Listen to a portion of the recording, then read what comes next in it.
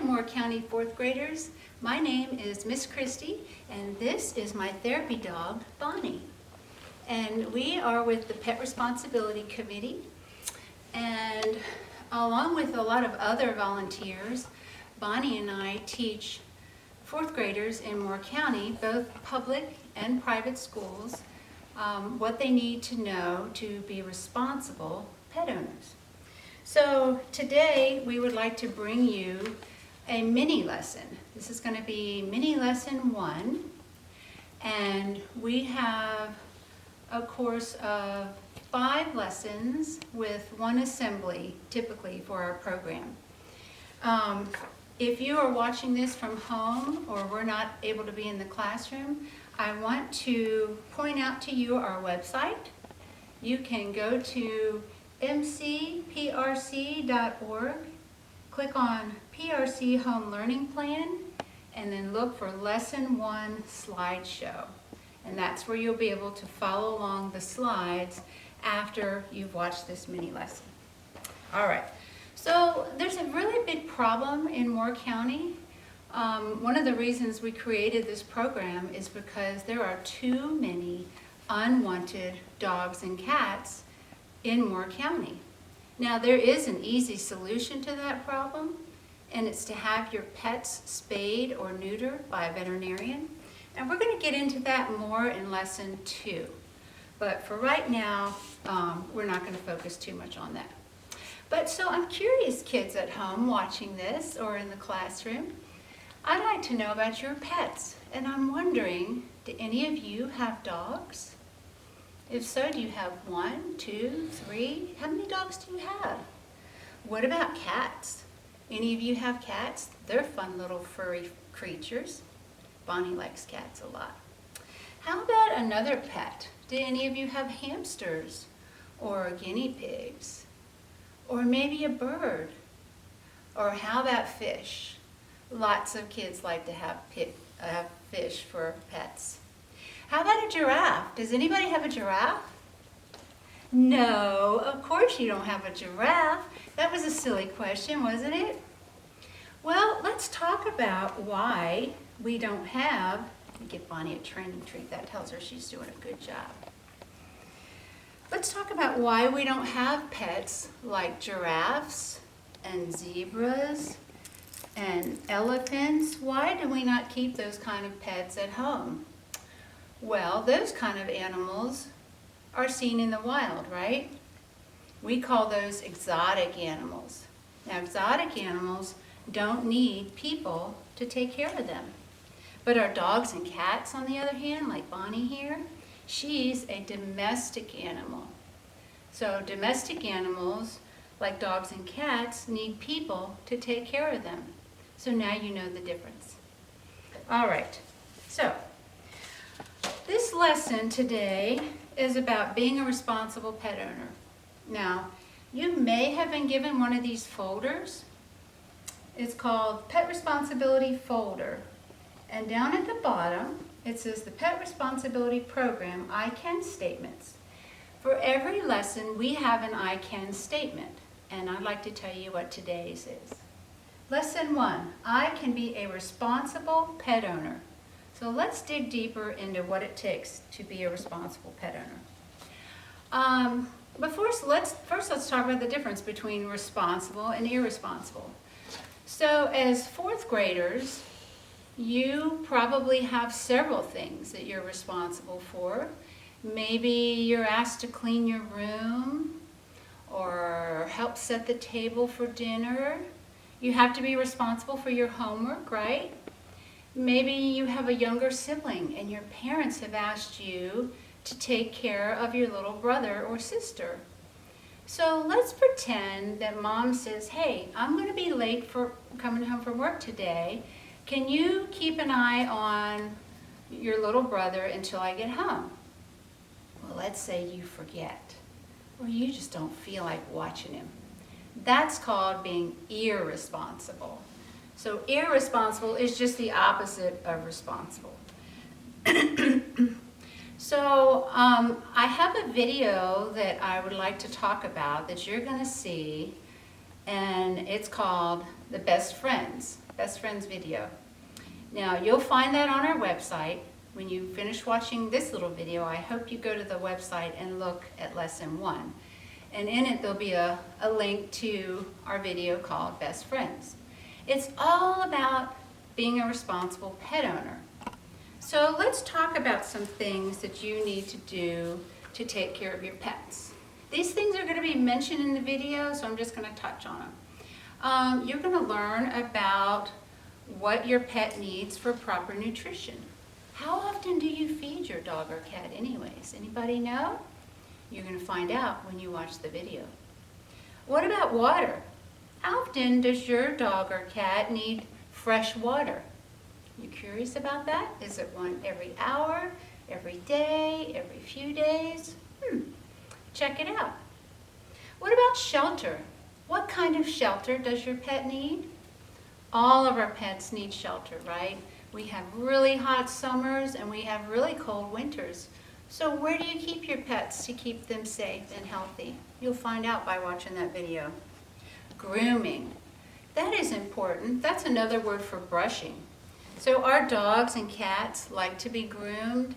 They need to be groomed to cut down on shedding and health problems. And I want to point out 2 pictures here of 2 different dogs.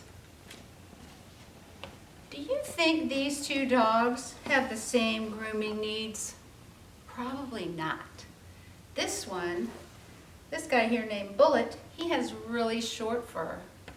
And this little cutie pie named Tilly, she has long fur. So she might need more grooming than this guy. You have to think about that when you have a pet.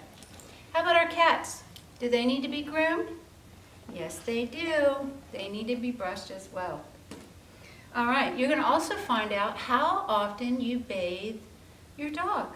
Anybody know? I'm not going to tell you. You're going to have to watch the video. What about cats? Do cats need some of these same things? Yes, they do. They definitely have some of the same needs that our dogs do. Okay, what else does your pet need? Exercise. How do you exercise your pets? Do you maybe take them for walks? Do you play with them? Just a note about exercise. Pay attention to the temperature when you go to walk your dog, okay? If it's super hot out, they really should not be out walking. You want to walk them early in the morning or late in the evening because the road is so hot it can burn their little pads, and also pads on their feet. And also it's just too hot when dogs like Bonnie have all that fur. Okay, so they also need to go to the animal doctor. Anybody know the name of the animal doctor? If you said veterinarian, you are correct. How often do you think they go? You'll have to find out. You're going to learn about why it's important to spay and neuter your dogs and cats. Also in the video, they talk about the 5 basic commands. Bonnie would love to show you what they are. So let me see if I can get her to demonstrate. Come here, Bonnie. Come here. Come here.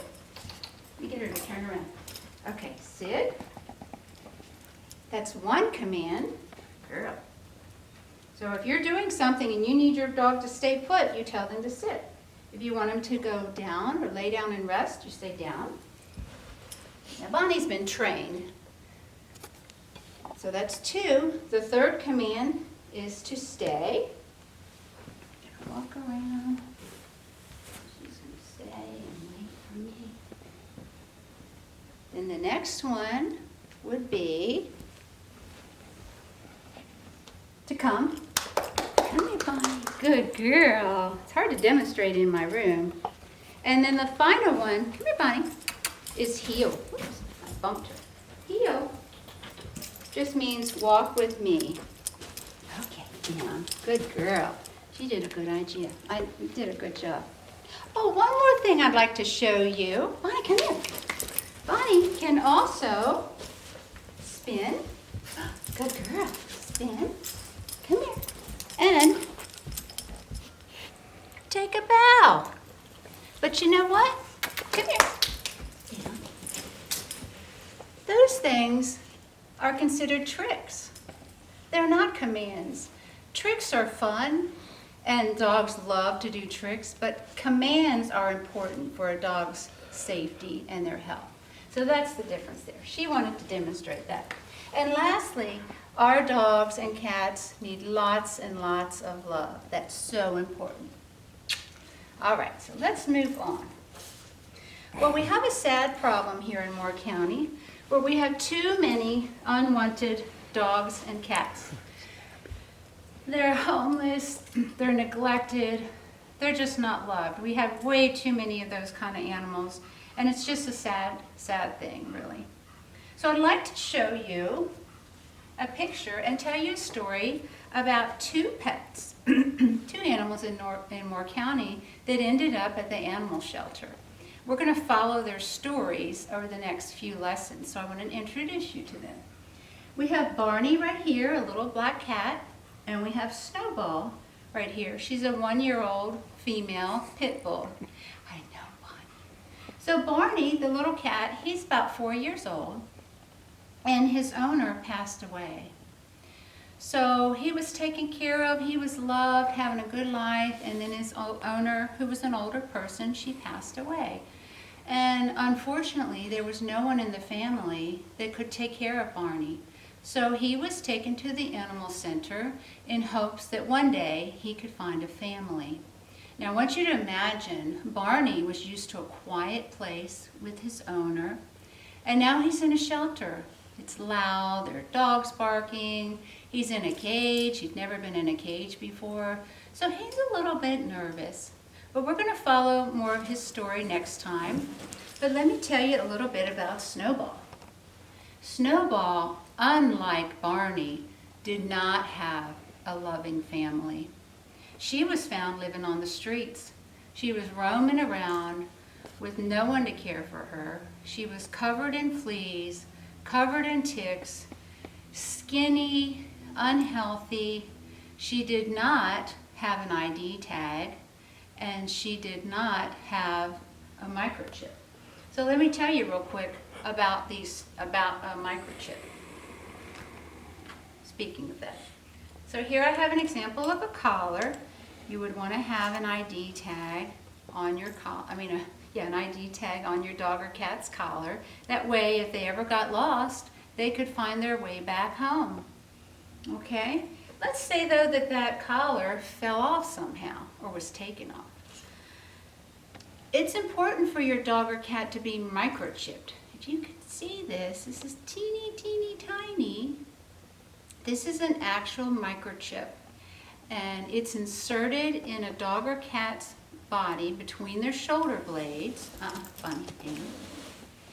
And it identifies the dog or cat. So if Bonnie were to get out and she didn't have her collar on, somebody could pick her up and take her to the animal center or veterinarian, and they have this special wand that they would rub back and forth over her shoulder blades, and it reads a number.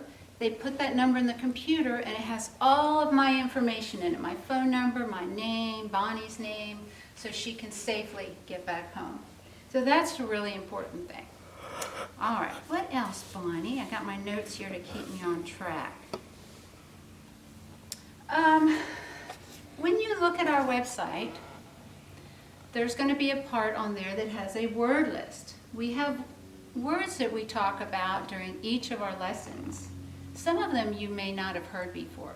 So lesson 1's word list says abused, dependent, domestic, exercise, homeless, irresponsible, neglected, neuter, nutritious, overpopulation, responsible, and spay. If you don't know what some of those words are, I would recommend you ask your mom and dad or an older brother and sister if they could help you, or just look them up on the internet by yourself to find out what those words are. Okay? Let's see. After you watch the video, the best friends video, I would like you to do what we call ticket out the door. Bonnie's so curious about all of this.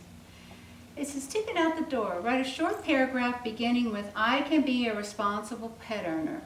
I'd like for you to give me 5 sentences that explain what you need to do to be a responsible pet owner. Now, you will find this paper on our website under Lesson 1. There's a link. You could click on it and you could have your parent print it out. Or if you want, just take a plain piece of paper and write, I can be a responsible pet owner by, and then give me 5 reasons, okay? So that's going to be your homework tonight, by the way. You didn't know you'd have homework. Another piece of your homework you're going to have is a crossword puzzle. You'll find the link to that also to have printed out. It's a pet responsibility crossword puzzle. Remember the words I just mentioned a few minutes ago? Bonnie, stay. Here's the word bank. Those same words are on this crossword puzzle. So I would like for you to do that. And the answers will be available for Lesson 2. And the very last thing I would like you to do, well, actually 2 more things. Find out if your pets have been spayed or neutered, okay? Because in Lesson 2, we're going to talk a little bit more about why it's so important to spay or neuter your pets. So you need to have the answer to that question. Have my pets been spayed or neutered? Bonnie has been spayed, so she cannot have puppies. All right, last thing. Go to the library, either at school or the public library, and look for some pet books. Now, if you're watching this and you're back at school, I want you to know that the Pet Responsibility Committee, hold on, let me get Bonnie situated. She's all wiggly. Come here. Come here. Come down. There you go. There you go. She's ready to do more tricks. Did you see how much she liked those tricks? No, wait. So go to the library at school and you will find some pet books. You can ask your librarian to help you locate some.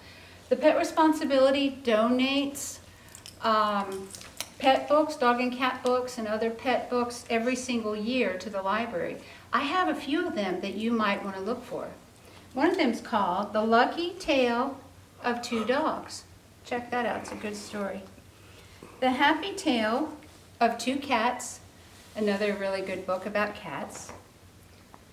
Susie's Story. This one is a great story. It has a sad beginning, but it has a very happy ending. It's about a dog that was actually abused. Then we have this one. Remember this one, Bonnie? It's called Buddy Unchained. This is about a story about a dog that started his life living outside on a chain. Come here, you. She's getting antsy. Come here. Come here. There you go. And the last one I'd like to reference is called 2 Bobbies. This is a story, a true story, about a dog and a cat that were left during Hurricane Katrina, and they formed a great friendship. So, that's all I have this time. I hope you've enjoyed our mini Lesson 1. Bonnie, sit. And we hope to see you next time. So tune in to Lesson 2, 3, 4, and 5. Take care, kids. Say bye, Bonnie.